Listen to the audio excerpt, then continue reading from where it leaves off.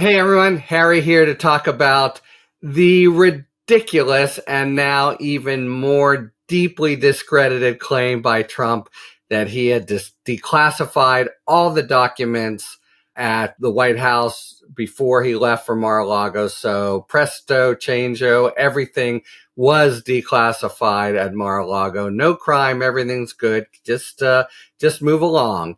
All right, this has always seemed ridiculous.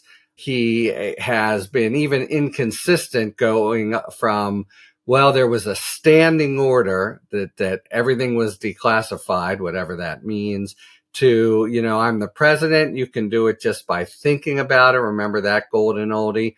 Okay.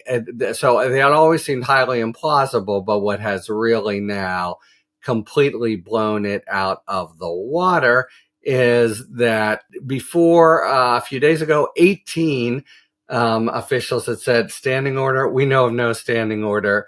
Of course, we would have known of the standing order. Now chiming in first, Mark Meadows. We'll get to him in a different discussion.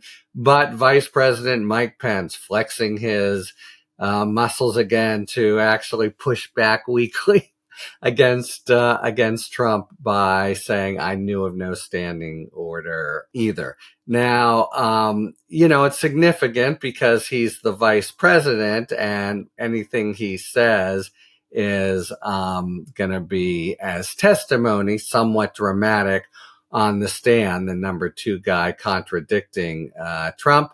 And so in that sense, it made news that he, when asked about it, included himself in the chorus of people who said, no, there was no standing order.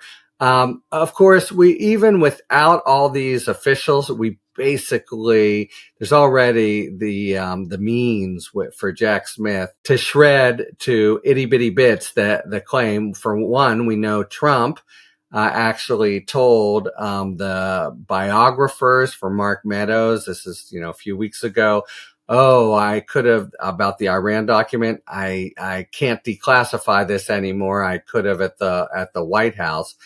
In other words, clearly recognizing that some of the documents down there are not declassified, and even from his own mouth.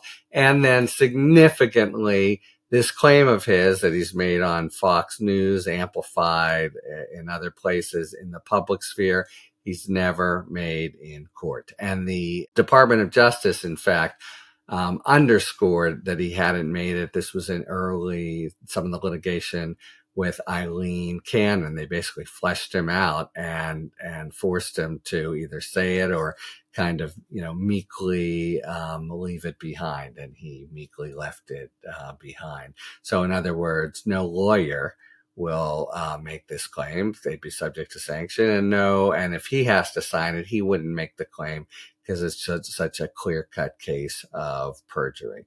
So Pence, never a trailblazer in the discrediting of Donald Trump, but at least will, limp along in some of the bigger points now, adds his voice to saying, come on, there was no declassification order. And if you think about anyone who's ever been there knows there couldn't have been. There are important ways and procedures for declassifying things. It couldn't be that the president, waves his or her finger, because it's there. You actually have to consult with agencies. Are we okay with declassifying it? There's a whole code of federal regulations that you go through and the like. So this has always been one of his weakest and most brazen lies. But now, to the extent he tries to offer it a trial, which he probably won't, it's even unclear how he could, since axiom number one, remember, is Trump cannot testify. But to the extent he does, they now have the former vice president of the United States on record who would come forward. Presumably he's already said this in the grand jury as well, to say, I certainly didn't know about any declassification order.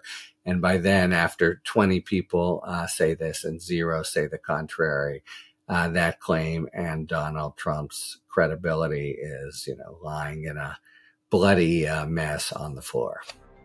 Talk to you later. Thanks for tuning in. If you enjoyed this video and other Talking Feds content, please take a second to like and subscribe. Talk to you later.